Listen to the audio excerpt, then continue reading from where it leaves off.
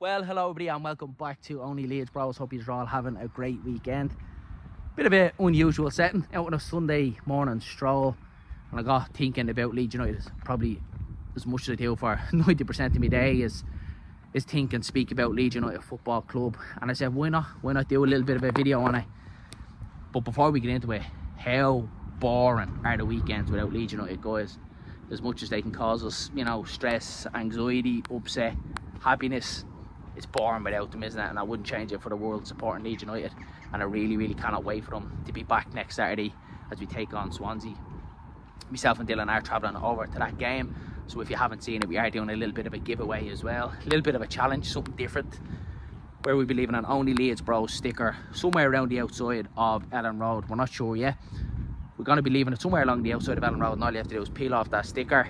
Come meet myself and Dylan at the Billy Bremner statue, and we will be handing you £100 cash back in return. And then throughout the day we'll be dropping a couple of hints and tips as well across our socials, so make sure you're following us across all our socials on our X, Instagram and Facebook. So yeah, keep an eye on them throughout the course of the day. So really looking forward to Swansea. But the reason why I'm making this video is I got thinking about Leeds United. We did a video earlier on in the week about who will hold their nerve in the final 8 games. We had a little bit of a look at Leeds United's final 8 games, Sheffield United and Burnley, and we tried to kind of piece together where Leeds United could probably gain a little bit of an advantage, and where could they, kind of pick up a couple of points to kind of see us push through and get promotion. And it's hard to think, look, it's football, and you look at it on paper and you can kind of pick out, yeah, win that one, maybe draw that one, but it's football and we know it's never like that. But I look at these next 3, Swansea, Luton away and Borough away, and I look at them as kind of a little bit of a block of 3. I think that's massive. I think if Leeds can pick up 7 to 9 points out of them next 3 games, I think that's a really good return, and it probably puts us in fine fettle coming towards the last couple of games of the season. And then you look towards then that Easter weekend, where on the Good Friday we have Oxford, and then Monday night then we have Stoke City at home at Ellen Road, and Burnley and Sheffield United take on each other on the Monday as well.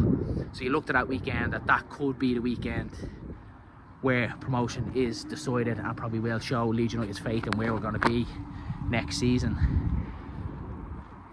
And it kind of heightened my anxiety a little bit and got me thinking about the international break that we're currently going through at the minute. And I probably look at this international break a little bit more bright-eyed than what I did the one last season. Obviously the one last season, I don't think any of us wanted it. We went into that international break last year in fine form. We were just after beating Leicester City. We went top of the championship table. Granted, Leicester had a game in hand against us, but we were in flying form, and it just came at the wrong time for Leeds United. We came back, the wheels completely fell off. The Welsh lads were down on confidence. We know Rutter had his hernia operation, and we just weren't the same team, and we probably turned into Crescencio Somerville FC, where everything was just kind of shuffled out to that left hand side to see if Somerville could create a little bit of magic, and unfortunately it just wasn't meant to be that day at Wembley.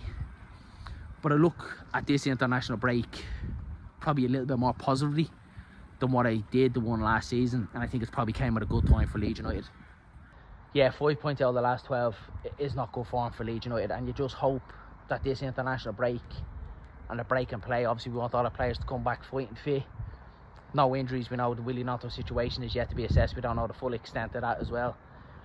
But you look at this international break thinking that it might be a little bit of a blessing in disguise and a little bit of a silver lining, where it might just kind of breaking that tide a little bit, and you hope the likes of Tanaka, Firpo, the Welsh boys all come back in fine form and ready to go for the last 8 games of the season, and hopefully Leeds United can steamroll their way to championship promotion. So it's going to be an interesting one. So let us know your thoughts in the comment box below, how you're kind of feeling about this international break. Are you a little bit worried of how that Swansea game might go? Because notoriously Leeds United, after the international breaks, we notoriously don't do well. It's normally a game that we usually do slip up in. But I think Leeds United coming towards us under Daniel Farke, we're always kind of used to breaking the mould, aren't we, under Daniel Farke? So I look towards that Swansea game.